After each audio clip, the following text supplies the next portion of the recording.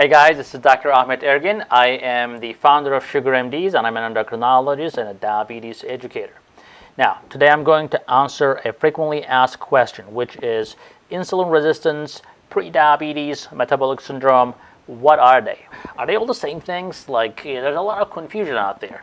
And some people say you either have diabetes or you don't. Pre-diabetes is a made-up word. That is probably a huge population that we are dealing with, and they're not even aware of this problem that they have actually insulin resistance or pre-diabetes, and how to really remedy that problem, how to get rid of it. I think understanding the problem itself is the first way to understand what to do next, how to prevent or cure the problem. So before we get started, please subscribe, push that like button, and we will get it going. So guys, insulin resistance. As you can tell, insulin resistance means that your body is resisting insulin. So why is your body resisting insulin? What is your body's problem with insulin? You're resisting means somebody's trying to push the door and you're at the backside of the door and you're trying to push back. Does your body not like the insulin? It's interesting because why would your body not like the insulin? Because it is something that's really necessary for your body. But think like this: if you have a one-person, two-person coming to your home, you're having a good time, a two-person comes and then a third person comes and then the fifth comes, and then suddenly you have 20 people in your house, and then you're like, oh my god, you're pulling your hair, what am I gonna do with these people? And then guess what? They don't want to go anywhere. They want to sleep over, and the next day they want a breakfast, and the next day they're like invading your house. So that is insulin resistance. What happens next time they come in? You hold the door. They're like, you're not coming in here, dude. So basically, your body becomes insulin resistant when there is too much insulin. Of course, there are reasons why your body makes so much insulin. And that's not the insulin problem or a sugar problem to begin with.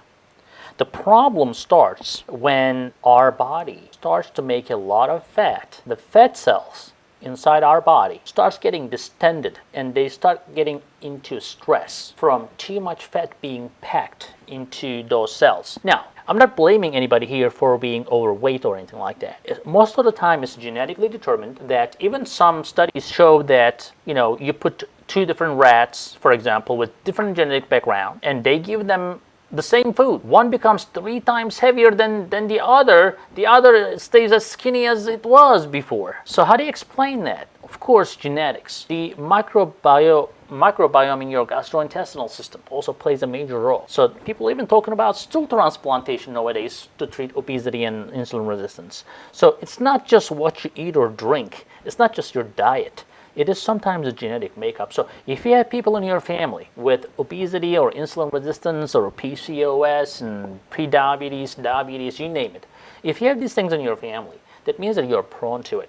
That means that you have to take extra precaution. It's like if you have a fair complexion, unlike me, that means that you're high risk for skin cancer. So I may have more liberty to go out in the sun than you. Don't be jealous. That's okay. Fair complexion is a good thing. A lot of people want to have fair complexion. The thing is, that gives you less liberty when it comes to sun. You have to take extra measures to prevent that happen. Same thing applies to insulin resistance. If you have family history, then you have to take some extra measures. You have to be a little bit extra careful. You have to exercise a little bit more. You have to have a better lifestyle. Maybe it is something actually good for you that pushes you to do better in your life. Bottom line is, insulin resistance is mostly genetically determined, but also environment, being overweight, overeating, lack of exercise, etc. will definitely put you to insulin resistant stage. And then the pre-diabetes comes, and then the diabetes comes. And these are pretty much a similar thing. It's just a spectrum where everything starts with insulin resistance, and then it leads to pre-diabetes, and these are all definitions. Your body doesn't say, oh yeah, well, I have pre-diabetes now, what am I going to do? To define and to categorize things, we make these things up. So we call you pre-diabetic, we call you diabetic, we call you severe diabetic, whatever. So the bottom line is, it just shows you the severity of the problem. So when you have pre-diabetes, that means that your body, your body is not even able to keep up with the insulin requirements anymore. And then you become diabetic. Let's move on to the tests we diagnose the insulin resistance, pre-diabetes, and diabetes. A lot of people will check insulin levels.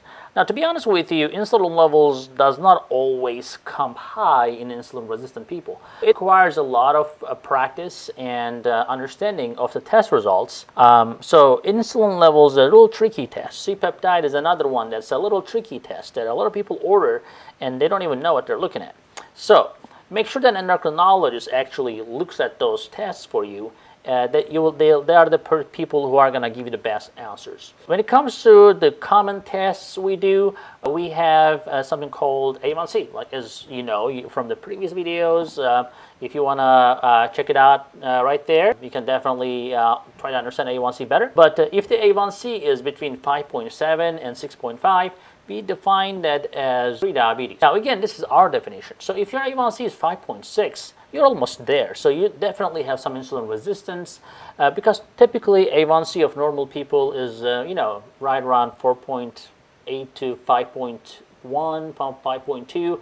If you are going above 5.2, 5.5, 5.6, you're kind of getting close to that pre-diabetic stage, which means that right now you're insulin resistant. We do also 2-hour glucose tolerance test, which is, I think, the gold standard test. It just tells you how your body can really tolerate a big load of glucose. So in this case, if you are exceeding more than 140 by 2 hours, but less than 200, we call that prediabetes. If you're exceeding 200 at any time during the test, typically at 2 hours mark, then we call this diabetes. What else do we do? Fasting blood sugars, right? So fasting blood sugars, if you are between 100 and 126 in the mornings, repeatedly, that also puts you at the prediabetes stage. Again, if you are like 98, that is still not good. I'm not saying that 100 is a strict cutoff. Again, these are our definitions.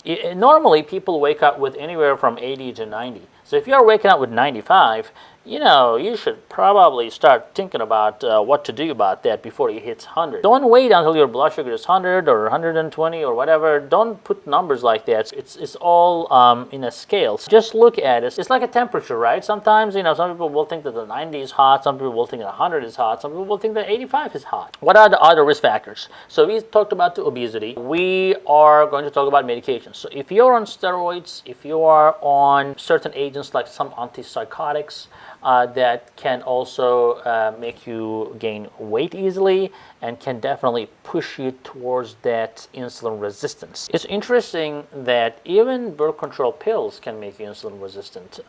So that's why some people gain weight on birth control pills. Not everybody, but I think if you are prone to it, personally, if you're prone to be insulin resistant, then those birth control pills can potentially increase your weight and cause insulin resistance.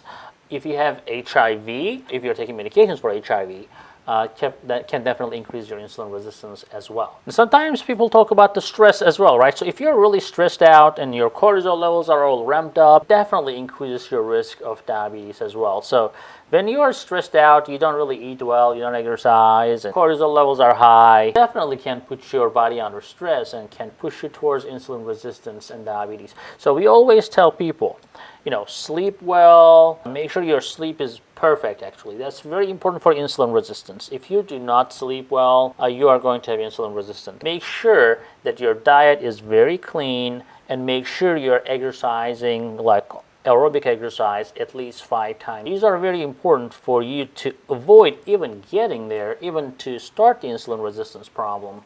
So if you make it as a lifestyle. So what are the diseases or syndromes that are associated?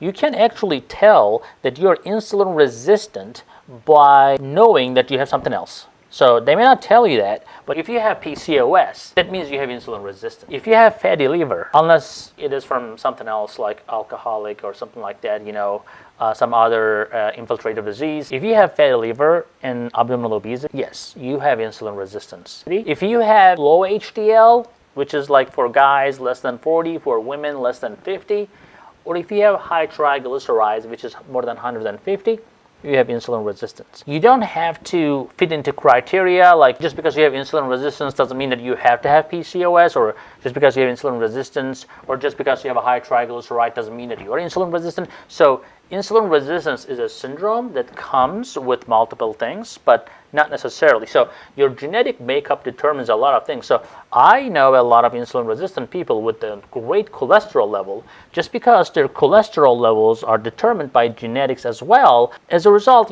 that's when we look at the patient, we look at everything together, try to find all the clues. Diseases don't come necessarily in a package. Now, what is interesting, a lot of people find out that they're insulin resistant after they have a heart attack. Or they become diabetic after they have a heart attack. Now, most people don't understand that the diabetes is a vascular disease. That means that actually insulin resistance is causing the heart attack, not the diabetes. So that is a huge misunderstanding that a lot of people have, and they wait until they become diabetic to do something. But the problem is, a lot of those people end up having a heart attack or end up having a heart disease before the heart attack, but some sort of heart disease when they're diabetic. So statistics also show that 2/3 of diabetics die from heart attacks. So what else do you need to know? So as a result, our priority when we treat insulin resistance or pre-diabetes or diabetes, whatever it may be, the bottom line is we are trying to prevent a cardiovascular problem, which could be heart attack or stroke. Now, what kind of fat can actually increase insulin resistance? Well, you guessed it right. The abdominal fat. The abdominal circumference is very important. So, if you have more than 40 inches for men and 35 inches for women, your risk of insulin resistance is very high. So ironically, the fat under your skin actually is not a bad fat. So the brown fat also is not a bad fat. So we want to avoid the fat that accumulates around your abdomen. Yes, that is very difficult to get rid of and very easy to gain. And unfortunately, those unhealthy carbs that we love causes that. If you're not using those unhealthy carbs like in an exercise mode, or if you're not like going and having a marathon or something, you are not burning it. They all turn into fat and they go right to your belly. Now, what are the other signs or symptoms of metabolic syndrome or insulin resistance? Definitely, you will probably be very prone to high blood pressure. You will be very prone to have high cholesterol. Abdominal obesity is a given. You may have fatty liver disease. And as we discussed, you will probably have some sort of cardiovascular disease sooner or later. Another problem with insulin resistance is people with insulin resistance tend to develop more cancers than patients who do not have insulin resistance or people who do not have insulin resistance. And the reason for that is insulin is a growth hormone. Growth hormone means that it makes a lot of things in your body grow. If you have a little, for example, a little pimple, a little tag on your skin, it may get bigger and bigger and bigger because even benign tissues in your body will grow due to insulin resistance. So when we see skin tags, for example, in people's body, we know that they have some sort of insulin resistance or prone to it. And the cancers are the same way. So if there's a little cancer that's trying to grow in there, insulin will feed into that cancer. Now, how to beat the insulin resistance and pre-diabetes?